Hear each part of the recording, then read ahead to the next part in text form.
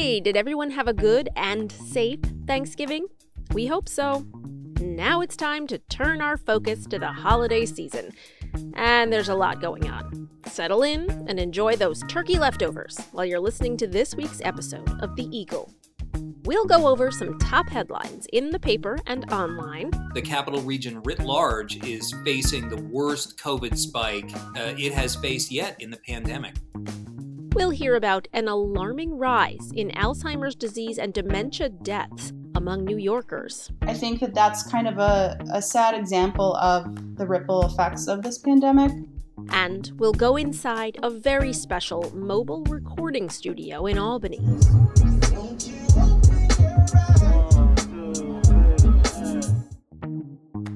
This is The Eagle, a Times Union podcast, a look inside our newsroom. I'm Jessica Marshall.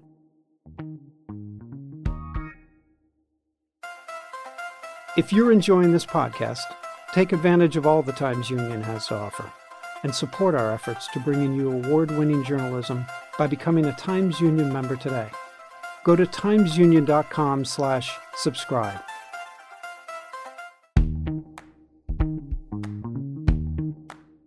Welcome to The Eagle. I'm Jessica Marshall.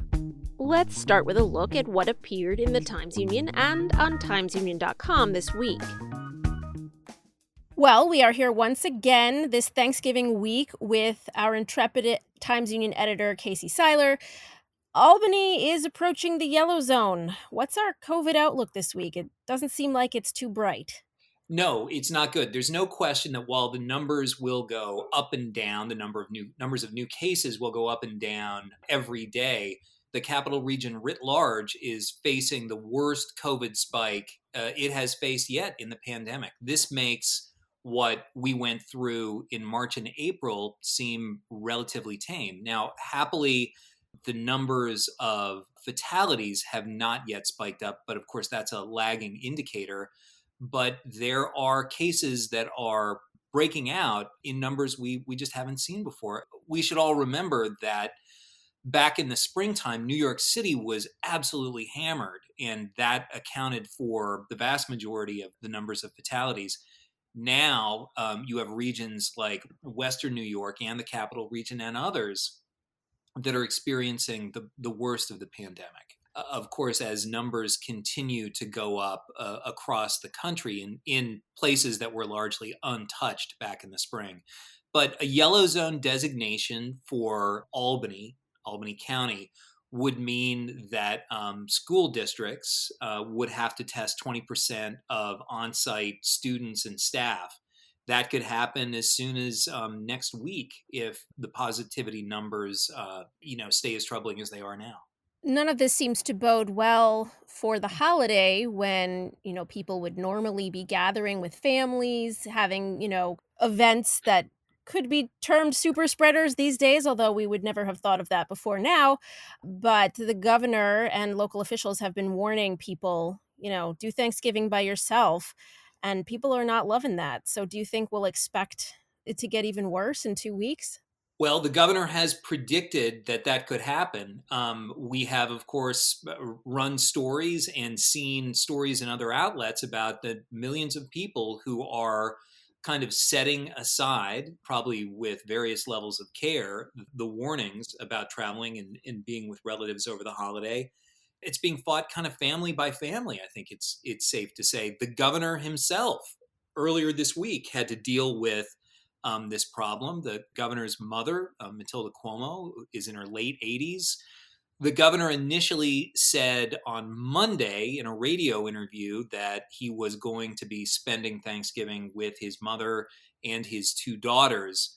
Needless to say, that prompted cries that the governor was, telling the public one thing and modeling something else, in the sense that he has for weeks and months now been saying, steer clear of your elderly relatives. They are at particular danger from the virus.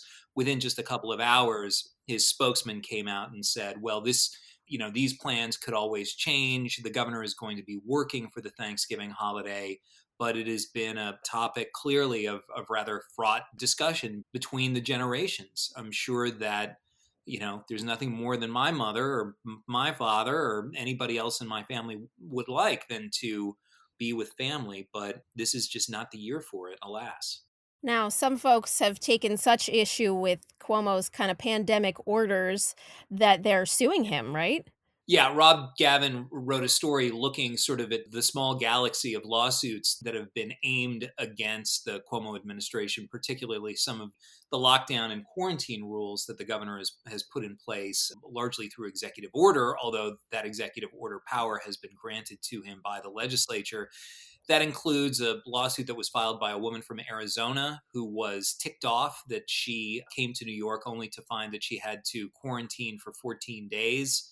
And, folks who have opposed the limits on weddings, on large public gatherings, you name it. The vast majority of these suits have been dismissed or turned aside, at least in the short term.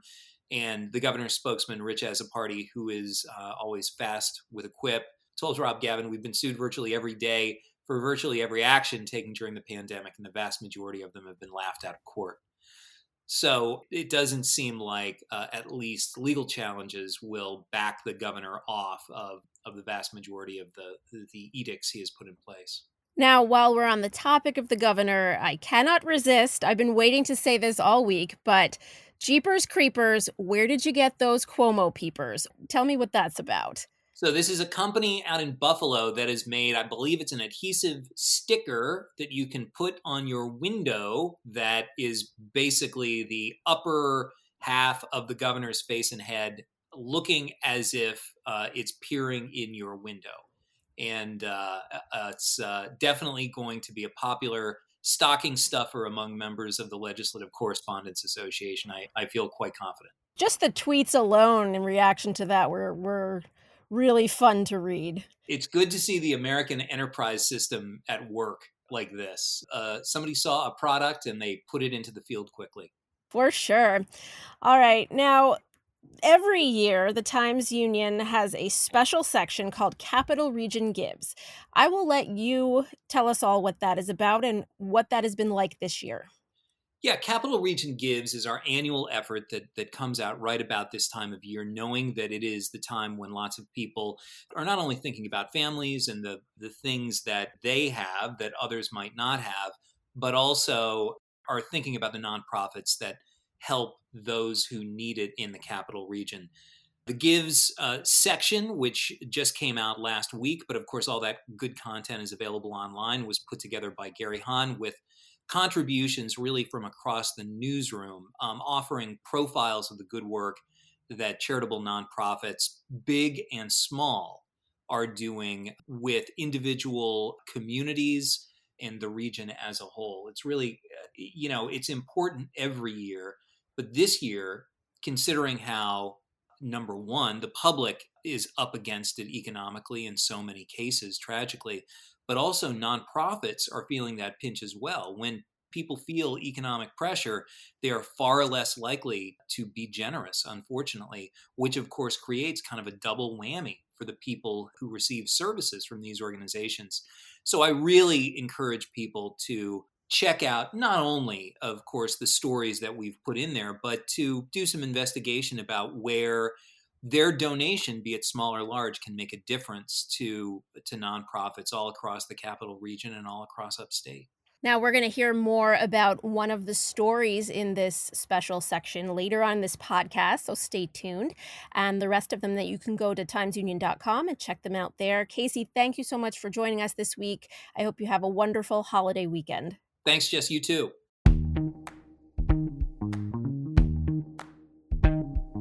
Deaths in New York State due to Alzheimer's disease and dementia are surging. We're talking upwards of 21% higher than usual. What's to blame? Advocates say it's the coronavirus pandemic. Times Union health reporter Bethany Bump took an in-depth look at this alarming trend, and I caught up with her to learn more.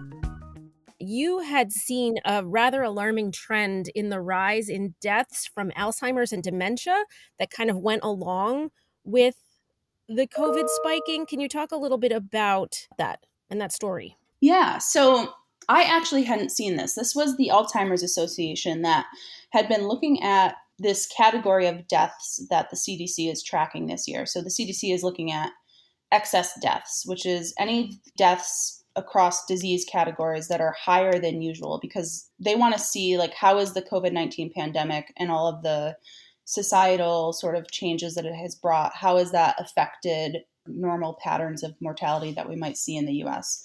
So the Alzheimer's Association had been hearing some disturbing reports from families that their loved ones didn't seem to be doing so well during the pandemic. And so they started to look into this CDC data on excess deaths. And what they found was not great. So they found that deaths due to Alzheimer's and dementia during the first 9 months of 2020 were about 16.6% higher than usual nationwide and 21.4% higher than usual in New York. Wow.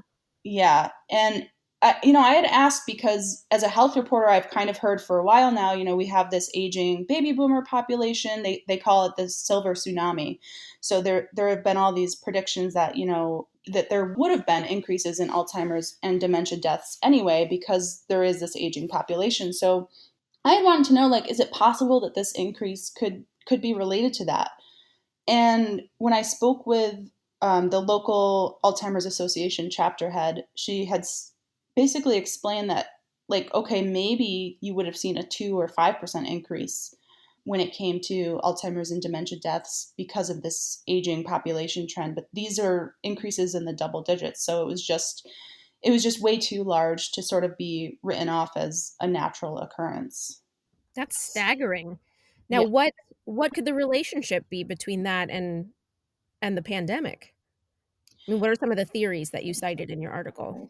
Yeah. So the association definitely wants more data and research before they're going to sort of state any sort of definitive cause, but they've definitely theorized as to what might be behind these unusual increases. So the first is we have seen a documented drop in primary and preventative and even emergency care throughout the pandemic. So I'm sure you've heard that doctors and hospitals say that, they've seen that drop. People are not going to get checked out for minor symptoms that could theoretically progress into major symptoms. And also people have canceled a lot of routine appointments, routine checkups.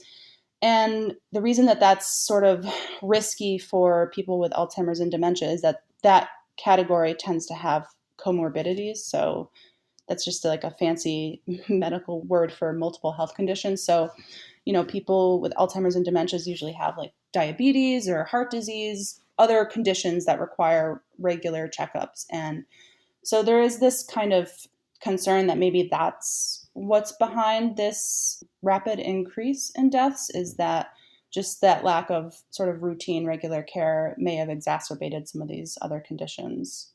Another theory is the disruption to a person's structure and routine.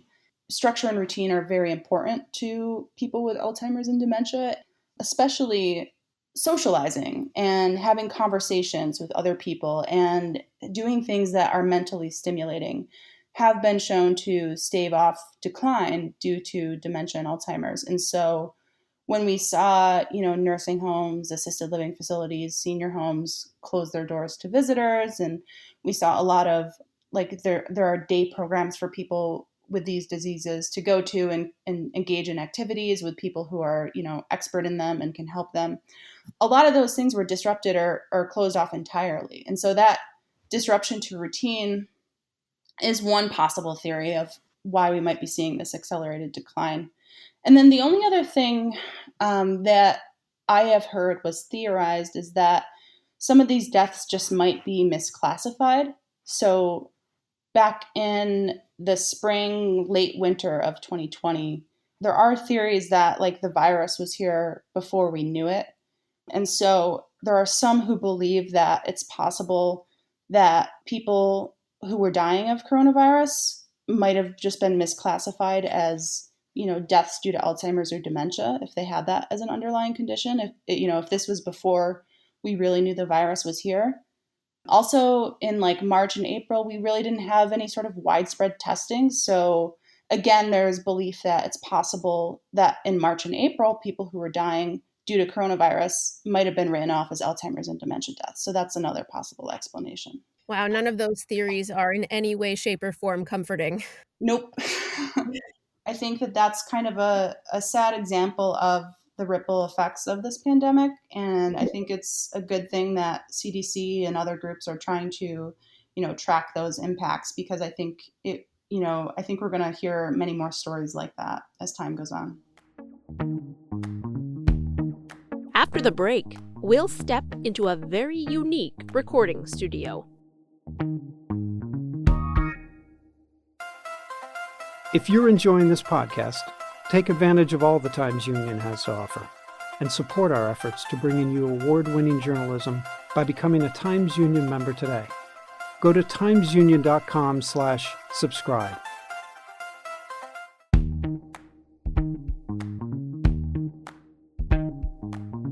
You're listening to The Eagle, a Times Union podcast.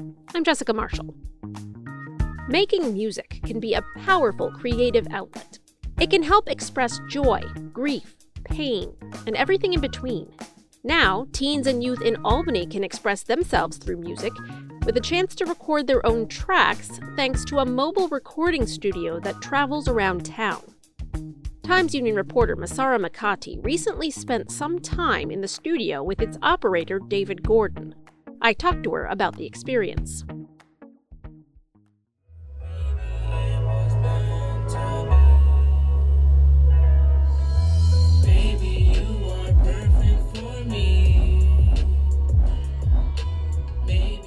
Tell me about this van. Just tell me about the structure of it and what's inside it, what it looks like. Yeah, so David bought this van over the summer, going into the summer, and it was just this old RV, and he ended up putting thousands of dollars into it to convert it into a mobile recording studio. Ladies and gentlemen, boys and girls, please welcome the one and only Black Superman to the stage.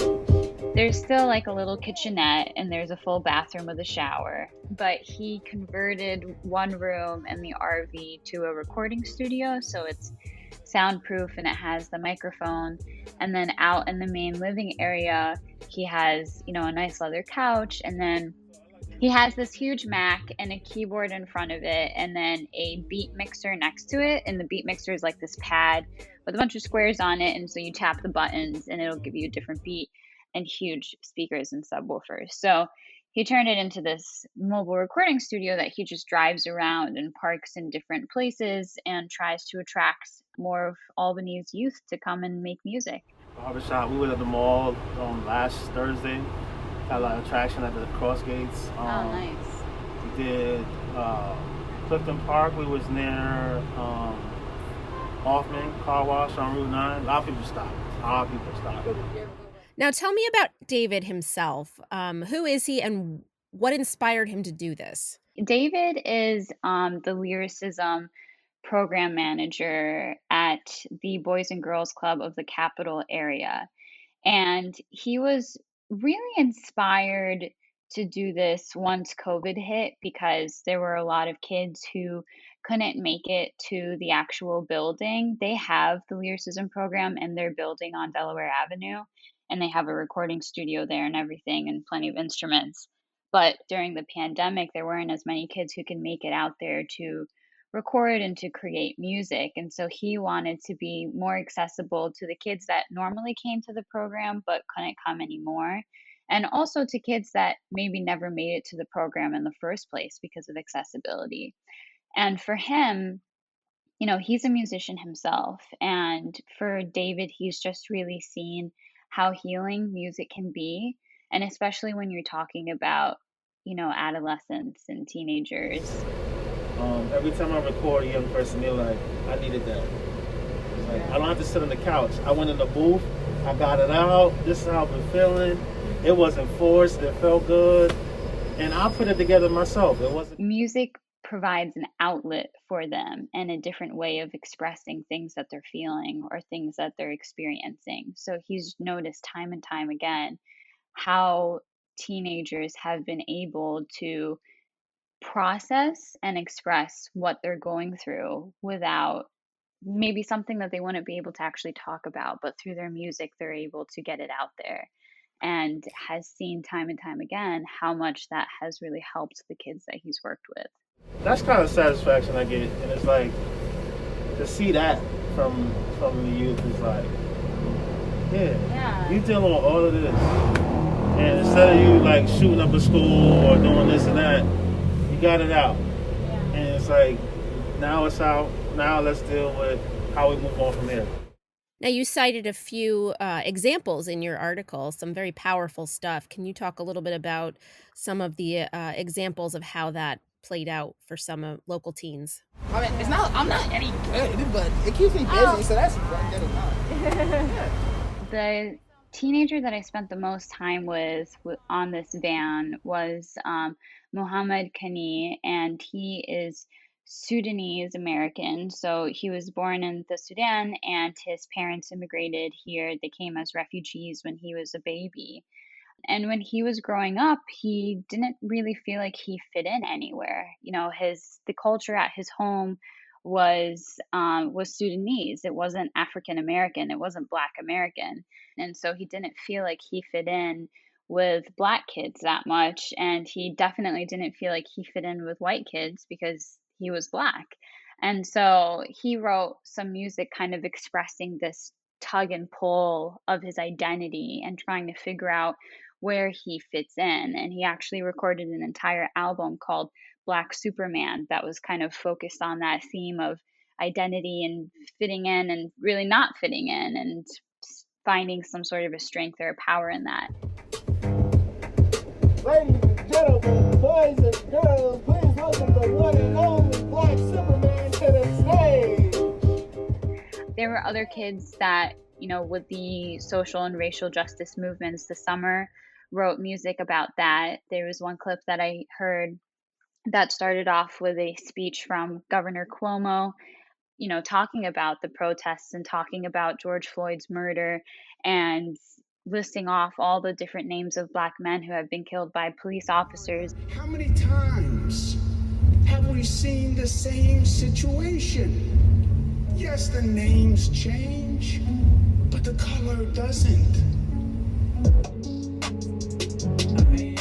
And then this kid goes into his song. They want to see me to thrive. They want to see me to grow. They want to see me survive. People crying, people dying.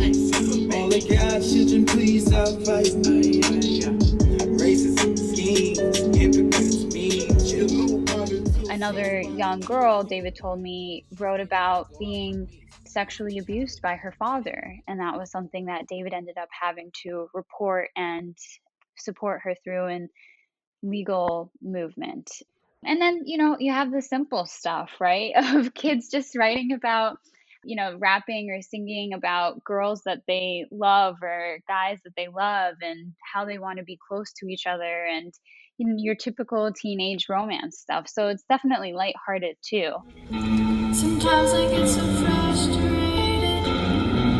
I've tried a million times to say it's so much easier to fake it. So trust me,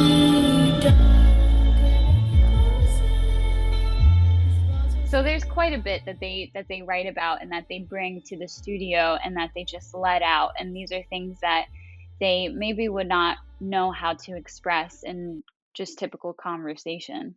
Wait, I'm not finished. Break on the gas. Give me a second. I got more to add. Yeah, I was angry. I was upset. You got a problem. You shouldn't have left. Finally, I got these things off my chest. Give me a moment to relieve my stress. Back in the zone. Bringing it home. Proud of my mommy. She did it alone. Sure. Now, you mentioned in the article that he drives, and you mentioned earlier in this conversation that he kind of drives around Albany, offering this to kids. I mean, from what you heard and from what he said, how does that go? Is it hard to get kids to come in and try this, or is it easy? What has been his experience recruiting kids to come do this? I think it depends on the location and it depends on the weather too. There have been times where he's taken the RV to different parks or skate parks or basketball courts, and kids flock to it. And then there have been other times, where it's a cold day and he's parked in the parking lot at Hannaford on Central Ave and no one's coming. And usually places like that are a little bit more popular in the summertime when it's warmer and more people are out walking.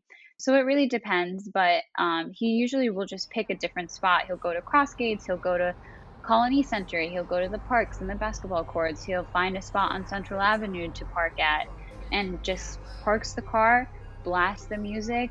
Muhammad goes and sits on the roof of the van, of the RV, and they wait for people to come in. I think this is his song. Is this your song?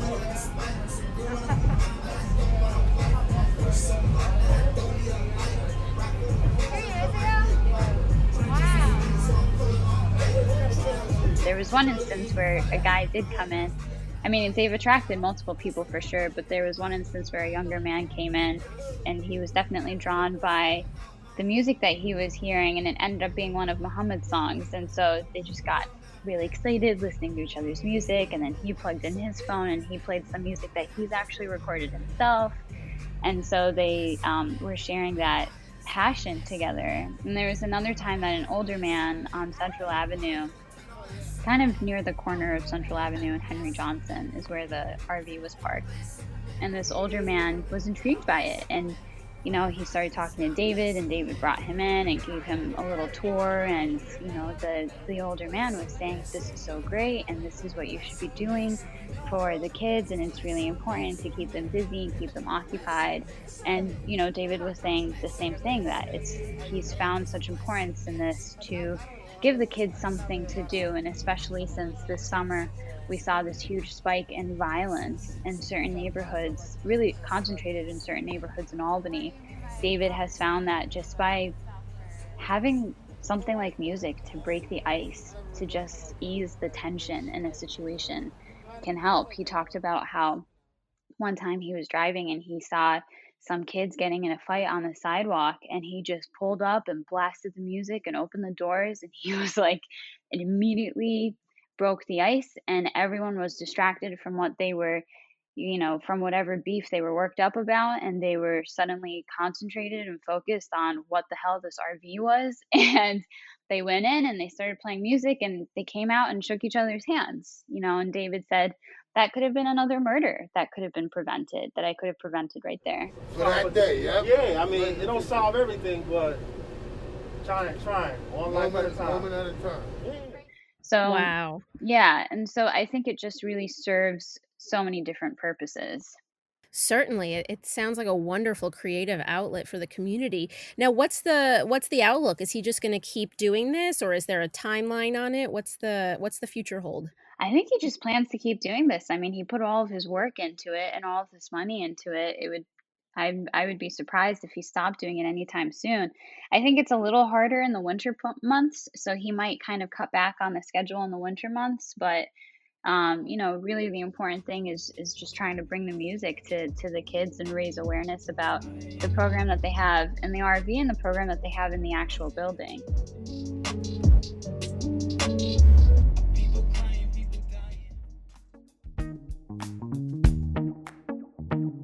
You can read more about David Gordon and the Mobile Lyricism program in the Capital Region Gives special section at timesunion.com. That's it for this week. I'm Jessica Marshall. We'll be back next week with another look inside the newsroom here at the Times Union. In the meantime, check us out on Facebook, Twitter, YouTube, and Instagram, or head over to timesunion.com for the latest news and features. And have a safe and happy holiday weekend.